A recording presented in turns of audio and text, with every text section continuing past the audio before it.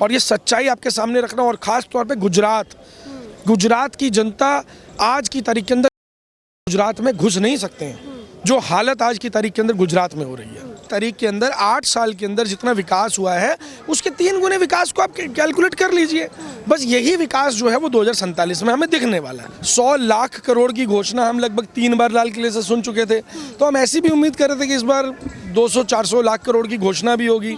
प्रधानमंत्री जी अनुसंधान कर रहे हैं, जितना वो साइंटिफिकली चीज़ों को एक्सप्लोर कर रहे हैं, जैसे नाले से गैस बनाना है, जैसे पकोड़े तल के रोजगार पाना है, तो ऐसा अनुसंधान ही वो एक्सपेक्ट कर रहे हैं। लेकिन मुझे लग रहा है कि अब प्रधानमंत्री जी अपने ही पुराने भाषणों को देखकर मायूस होना शुरू कर चुके हैं। नमस्कार, आदाब, आप देख रहे हैं DS4 और मैं हूं आपके साथ नफीसा खान। जनता को ये उम्मीद थी कि इस बार शायद उनके लिए बेरोजगारी और महंगाई के लिए कुछ ना कुछ राहत पहुंचाने वाली बात कही जाएगी, लेकिन क्या प्रधानमंत्री के भाषण से जनता कितनी खुश हुई? हालांकि लोकप्रिय नेता बताए जाते हैं, सबसे लोकप्रिय प्रधानमंत्री PM मोदी हैं, लेकिन हमारे साथ हैं सर, बात कर लेते हैं। अमृतकाल का भाषण था ये। देखिए, अभी अमृतकाल का भाषण की शुरुआत हुई है। तो जैसे कि 2014 से हम सुनते आ रहे हैं कि हर साल 2 करोड़ रोजगार मिलेंगे, लगभग वैसे ही इस बार भी हमें उम्मीद थी कि 2 करोड़ रोजगार तो मिल ही जाएंगे।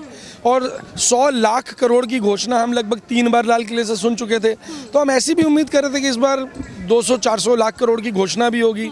लेकिन मुझे लग रहा है कि अब प्रधानमंत्री जी अपने ही पुराने भाषणों को देखकर मायूस होना शुरू कर चुके हैं। तो अब वो स्वीकार कर रहे हैं कि एक्चुअल के अंदर जनता जो है सही मुद्दे पर बात करना चाहती है।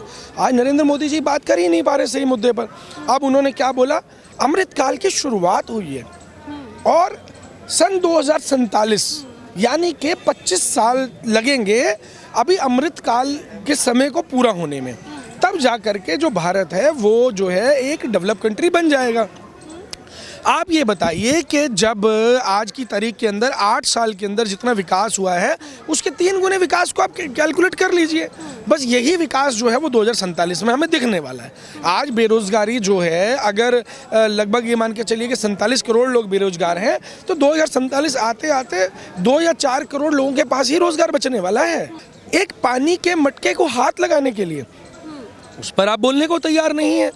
आप जो कन्हैया लाल जो राजस्थान के जोधपुर के अंदर जिनकी की गई, उसके ऊपर तो सब लोग रोड पे आ गए थे। क्या वो बच्चा हिंदू नहीं था? क्या उसे पानी पीने का अधिकार नहीं था? अरे भाई, आज कहाँ हैं वो लोग? तो ऐसे अलग अलग मुद्दे हैं। बेरोजगारी का मुद्दा है, बेरोजगारी की जो आग है वो बिहार के अंदर इस स्तर पे फैल चुकी है कि हर घर बेरोजगार बैठा है और वो लोग दिल्ली आने को तैयार बैठे हैं कि कोई दिशा निर्देश दे और हम दिल्ली पहुंचे। तो इसलिए नरेंद्र मोदी जी को अब इस भ्रम से और इस जो ये जादू की छड़ी वाला जो फॉर्मूला अंधभक्त देते हैं, अब उससे कहीं ना कहीं बाहर आने की ज़रूरत है और ज़मीन पर धरातल पे काम करने की ज़रूरत है, ताकि रोज़गार भी दिया जा सके और महंगाई को नियंत्रण किया जा सके। महंगाई आज चरम सीमा पर है और चरम सीमा पर आने के बाद में भी उसके बाद आप देखेंगे तो पेट्रोलियम कंपनियों को जो घाटा निकल के आ रहा है, लगभग 18,000 करोड़ का घाटा। मतलब महंगाई चरम पे है, हर चीज़ 100 रुपये लीटर पेट्रोल जा रहा है। ये आपकी जो पॉलिसीज़ है उसके फेल होने का नतीजा है। और आज जो आज आप बात करें कि जी हमारा तो मैन्युफैक्चरिंग सेक्टर बहुत अच्छा ग्रो कर रहा है। अगर आपका मैन्युफैक्चरिंग सेक्टर ग्रो कर रहा है तो आपको अनाज बेचकर डॉलर अर्जित करने की क्या ज़रूरत पड़ी? लेकिन 5 बड़े संकल्प जो देशवासियों को दिलाए प्रधानमंत्री मोदी जी ने, उन पर आप क्या देख रहे हैं और क्या कहना चाहेंगे उन? देखिए, संकल्प लिए हैं, बहुत अच्छी बात है। हमें अपनी विरासत को नहीं भूलना चाहिए, बहुत अच्छी बात है। हम ये कहना चाहते हैं कि अगर आप अपनी बात को बड़ी करना चाहते हैं तो आप अपनी लकीर बड़ी खींचिए, ना कि दूसरे की लकीर को छोटा कीजिए। जो चीज़ें अगर आपके राष्ट्र में बनी हुई हैं तो राष्ट्र की संपत्ति है, उनको डिस्ट्रॉय करके आप देश का नुकसान मत कीजिए, उनका प्रयोग कीजिए। क्या समस्या है? उन्होंने, हाँ ठीक है, उन्होंने बोला कि जनता को अपने दायित्व समझने चाहिए। यकीनन दायित्व समझने चाहिए, क्योंकि अगर जनता अपने दायित्व समझेगी तभी हम लोग जो है आगे बढ़ पाएंगे, विकसित देश बन पाएंगे। लेकिन जनता अपना दायित्व तब समझेगी जब सरकार अपना दायित्व समझेगी।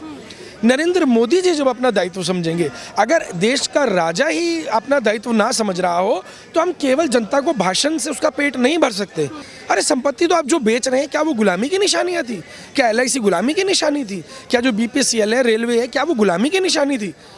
आप करिए, रोज़गार पैदा करिए, देश की जनता के बारे में सोचिए। आप उन चीज़ों से बाहर हट चुके हैं। आप केवल अपनी लकीर को बड़ा करना चाहते हैं, लेकिन दूसरे की लकीर छोटी करके, जो सही नहीं है। प्रधानमंत्री जी कह रहे हैं हम विकसित देश होने वाले हैं 25 साल बाद। सपना एक और दिखाया प्रधानमंत्री मोदी जी ने। देखिए, अब जनता जो है ना वो भ्रम में नहीं रह सकती। आज की तारीख के अंदर हमें सही पैरामीटर पे बात करनी होगी। अगर आप कह रहे हैं 25 साल में विकसित हो जाएगा, तो हमें रोड मैप दीजिए। 8 साल आपको दे दिए, बिना रोड मैप के दे दिए। अगर वो 8 साल आपको दिए हैं तो रोड मैप दीजिए ना, अगले 25 साल की आप बात करें, हम विश्वास करेंगे। लेकिन बिना रोड मैप के कैसे? क्या अपने आप को जादू की छड़ी घूमेगी? क्या 2046 के अंदर 2047 की बात करें, क्या 2046 में कोई जादू की छड़ी घूमेगी? आपको रोड मैप रखिए जनता के सामने कि किस तरीके से रोजगार दिया जाएगा, किस तरीके से महंगाई को नियंत्रित किया जाएगा, किस तरीके से सही मुद्दों के ऊपर, जैसे कि भुखमरी का मुद्दा है देश के अंदर, तो उन मुद्दों, सही मुद्दों के ऊपर अगर आप जनता के सामने रोड मैप नहीं रख सकते, 8 साल में अगर आप रोड मैप नहीं रख पा रहे हैं, तो 25 साल आप कैसे उम्मीद कर सकते हैं? आपको लगता है कि जनता बेवकूफ़ है? जनता को बेवकूफ़ समझना बंद कर दीजिए।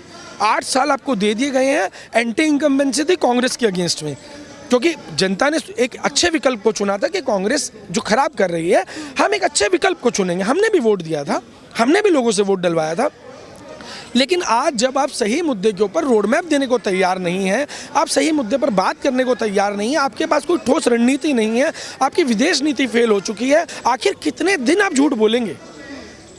अरे झूठ की तो रोटी भी नहीं खपती। लेकिन सर, जनता तो बेहद खुश है। जनता तो उनके हर सपनों को सच मान रही है और अभी भी जो भाषण कल दिया गया उसको भी सच समझ रही है। नहीं, देखिए ऐसा नहीं है। अंधभक्त केवल खुश हैं, यकीनन अंधभक्त खुश है। और मैं आपको बता देता हूँ वो क्यों खुश हैं।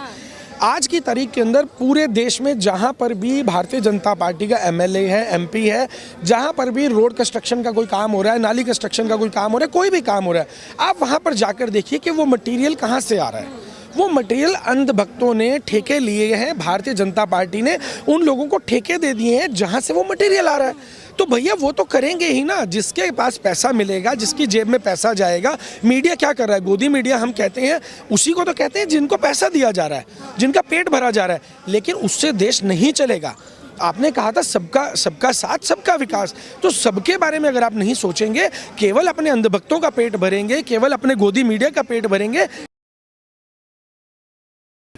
ज़्यादा समय नहीं है, मैक्सिमम 3 से 4 महीने का समय बाकी है। मैं पूरे देश में घूम रहा हूँ, देश के हर राज्य में घूम रहा हूँ, हर तरफ जनता त्राहिमाम है। सर, एक बार फिर प्रधानमंत्री मोदी जी ने आत्मनिर्भर की बात की है और कहा कि आत्मनिर्भर बनना चाहिए सभी को और सभी को एकता और एकजुट होकर आगे बढ़ना चाहिए। एकता की बात कौन कर रहा है? आप नरसिंहानंद जिन्होंने अभी बोला था कि भगवा फहराया जाएगा, तिरंगा नहीं फहराया जाएगा। तो जब आप समानता की बात करते हैं तो बराबर एक्शन सबके ऊपर होना चाहिए, उसका जाति धर्म नहीं देखा जाना चाहिए, क्योंकि संविधान के मुताबिक हर व्यक्ति बराबर है, इक्वल है, चाहे उसमें प्रधानमंत्री हो, चाहे राष्ट्रपति हो, चाहे कोई भी व्यक्ति हो, जो हर व्यक्ति संविधान के अधीन आता है। मैंने पहले ही कहा था कि ये वो लोग हैं जिन्होंने 52 साल तक तिरंगे को स्वीकार नहीं किया, तो ये इनसे तिरंगे के सम्मान की बिल्कुल भी अपेक्षा मत रखिए। जय जवान और जय किसान का नारा याद दिलाया गया, फिर वहीं जय विज्ञान का नारा भी याद दिलाया, और इन तमाम जो बड़े नारे थे उन नारों में एक बार इसमें एक और नारा शामिल कर दिया गया है। हाँ, क्या कहना चाहेंगे? देखिए, अनुसंधान तो जो ऐसा है उससे बेहतर जितना हमारे प्रधानमंत्री जी अनुसंधान कर रहे हैं, जितना वो साइंटिफिकली चीज़ों को एक्सप्लोर कर रहे हैं, जैसे नाले से गैस बनाना है, जैसे पकोड़े तल के रोज़गार पाना है, तो ऐसा अनुसंधान ही वो एक्सपेक्ट कर रहे हैं। देश की जनता को मालूम है कि रोज़गार किसे कहा जाता है, देश की जनता को मालूम है अनुसंधान किसे कहा जाता है, लेकिन आप सही मुद्दे पर बात करेंगे तभी वो चीज़ें संभव है। जनता आज वो प्लेटफॉर्म ढूंढ रही है। आपके चैनल पे मिलियंस के अंदर हमारे जो साथी हैं उनके व्यूज़ जा रहे हैं और मिलियंस में लोग उनको सुन भी रहे हैं, उनको शेयर भी कर रहे हैं। क्यों सुन रहे हैं?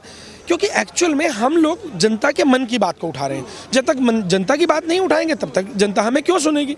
जनता से हमारा संबंध है।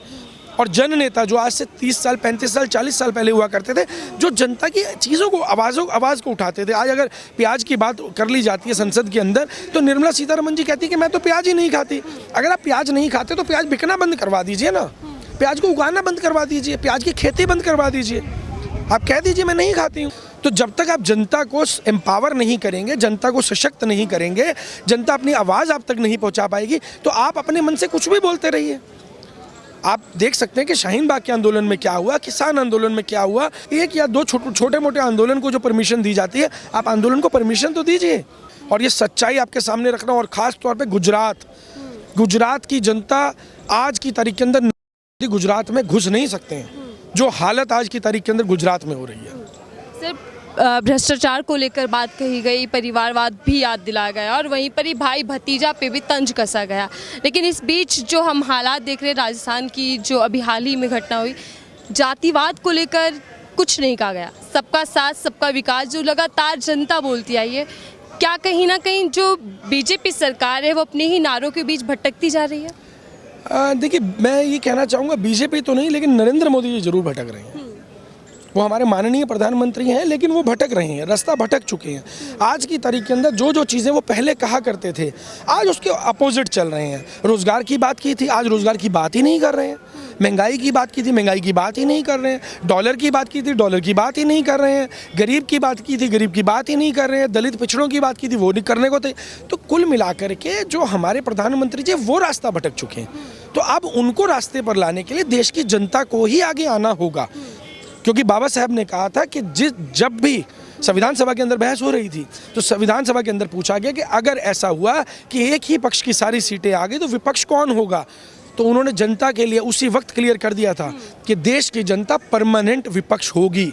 आप अपनी मर्जी की सरकार चुनिए। अगर सरकार आपकी मर्जी की नहीं है तो आप सवाल पूछेंगे, और सरकार अपनी मर्जी की है तो आप डबल सवाल पूछिए। अगर भारत की जनता का हक मारा जा रहा है तो भारत की जनता को आना होगा और उनको सवाल पूछने होंगे। बहुत बहुत धन्यवाद हमसे बात करने के लिए सर।